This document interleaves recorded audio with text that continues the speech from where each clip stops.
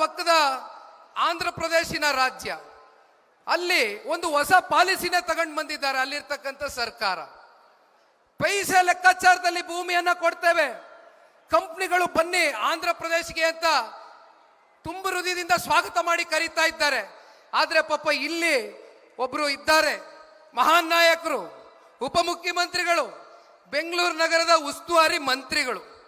ಇತ್ತೀಚಿನ ದಿನಗಳಲ್ಲಿ ಒಂದು ಘಟನೆ ನಡೀತು. ಬಹುಶಃ ಇಲ್ಲಿ ಮಾಧ್ಯಮದ ಸ್ನೇಹಿತರು ಕೂತಿದ್ದಾರೆ, ನಾನೊಂದು ಪತ್ರಿಕಾಗೋಷ್ಠಿಯನ್ನ ಕರೆದು ಆ ಘಟನೆ ಬಗ್ಗೆ ಸಂಪೂರ್ಣವಾಗಿ ವಿವರಿಸಿದ್ದೆ. ಏನಪ್ಪ ಆ ಘಟನೆ ಅಂದ್ರೆ, ಔಟರ್ ರಿಂಗ್ ರೋಡ್ ನಲ್ಲಿ ಬೆಂಗಳೂರಿಗೆ ದೊಡ್ಡ ದೊಡ್ಡ ಕಂಪ್ನಿಗಳ ಕಡೆಯಿಂದ ಪ್ರತಿ ವರ್ಷವೂ ಕೂಡ ಸರ್ಕಾರಕ್ಕೆ ಒಂದು ತೆರಿಗೆ ಮೂಲದಲ್ಲಿ 800ರಿಂದ 900 ಕೋಟಿ ರೂಪಾಯಿಯಷ್ಟು ಟ್ಯಾಕ್ಸ್ ಕಲೆಕ್ಷನ್ ಅನ್ನ ಮಾಡ್ತಾರೆ.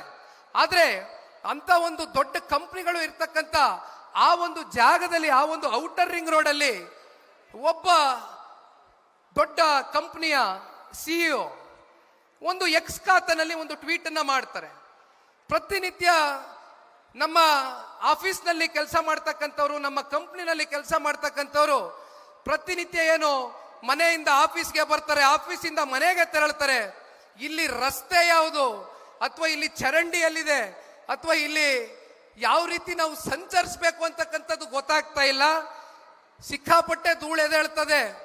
ಮಗಕ್ಕೆ ಖರ್ಚೀಫ್ ಕಟ್ಕೊಂಡು, ಬಟ್ಟೆ ಕಟ್ಕೊಂಡು ನಮ್ಮ ಕಂಪ್ನಿಯವರು 2 ತಾಸು 2 ಗಂಟೆ ಇವತ್ತು ಪ್ರತಿನಿತ್ಯ ಮನೆಯಿಂದ ಆಫೀಸ್ಗೆ, ಆಫೀಸಿಂದ ಮನೆಗೆ ಸಂಚಾರ ಮಾಡ್ತಕ್ಕಂಥ ಪರಿಸ್ಥಿತಿ ಔಟರ್ ರಿಂಗ್ ರೋಡ್ ಅಲ್ಲಿ ನಿರ್ಮಾಣ ಆಗಿದೆ ಅಂತಕ್ಕಂಥ ಅಸಹಾಯಕದ ಮಾತುಗಳನ್ನ ಆ ಕಂಪನಿಯ ಒಬ್ಬ ಸಿಇಒ ಆಡದಂತ ಸಂದರ್ಭದಲ್ಲಿ ಈ ರಾಜ್ಯವನ್ನ, ಜೊತೆಯಲ್ಲಿ ಬೆಂಗಳೂರು ನಗರವನ್ನ ಪಾಪ ಪ್ರತಿನಿಧಿಸ್ತಾ ಇರ್ತಕ್ಕಂಥ ಉಸ್ತುವಾರಿ ಮಂತ್ರಿಗಳ ಕಡೆಯಿಂದ ನಾವೆಲ್ಲ ಏನ್ ಅಪೇಕ್ಷೆಯನ್ನ ಇಟ್ಕೊಳ್ಬೇಕಾಗಿತ್ತು ಅಂತ ಕಂಪನಿಯ ಒಂದು ಸಿಇಒಗೆ ಸೌಹಾರ್ದಿತ್ವ ಕರೆದು ಭೇಟಿ ಮಾಡಿ, ಅಟ್ಲೀಸ್ಟ್ ಕನಿಷ್ಠ ಪಕ್ಷ ನನಗೊಂದು ಸಮಯ ಅವಕಾಶ ಕೊಡಿ, ಮುಂದಿನ ದಿನಗಳಲ್ಲಿ ಇವೆಲ್ಲವನ್ನ ಸರಿಪಡಿಸ್ಕೊಡ್ತೇನೆ, ಮತ್ತೆ ಇನ್ ಯಾವುದೇ ರೀತಿ ನೀವು ದುಡುಕಿ ನಿರ್ಧಾರವನ್ನ ತಗೊಂಡ್ಬೇಡಿ, ನಮ್ಮ ಬೆಂಗಳೂರು ನಗರದಲ್ಲೇ ಇರಬೇಕು ಅಂತಕ್ಕಂಥ ಆತ್ಮವಿಶ್ವಾಸವನ್ನ ಮೂಡಿಸ್ಬೇಕಾಗಿತ್ತು.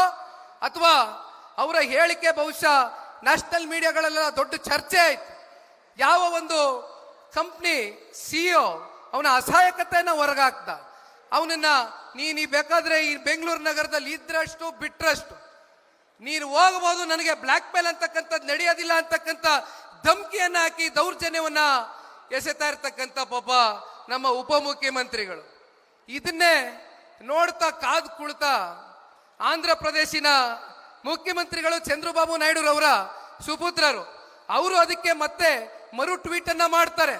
ಆ ಸಿಇಒ ಏನಿದ್ದಾರೆ, ಆ ಕಂಪನಿಯ ಸಿಇಒ, ಬನ್ನಿ ತುಂಬ ಹೃದಯದಿಂದ ಸ್ವಾಗತ ಮಾಡ್ತೇವೆ, ಆಂಧ್ರ ಪ್ರದೇಶಕ್ಕೆ ಬನ್ನಿ, ನೀವು ಕೇಳಿದ ಇನ್ಫ್ರಾಸ್ಟ್ರಕ್ಚರ್ ಕೊಡ್ತೇವೆ, ನಿಮ್ಗೆ ಸಹಕಾರ ಕೊಡ್ತೇವೆ ಅಂತ ಹೇಳ್ತಾರೆ. ಅಂದ್ರೆ ನಮ್ಮ ಬೆಂಗಳೂರು ನಗರದ ಪರಿಸ್ಥಿತಿ ಎಲ್ಲಿಗೆ ತಗೊಂಡೋಗಿ ಒಡ್ಡಿದ್ದಾರೆ ಉಸ್ತುವಾರಿ ಮಂತ್ರಿಗಳು ಅಂತಕ್ಕಂಥದ್ದನ್ನ ಆಲೋಚನೆ ಮಾಡಬೇಕು.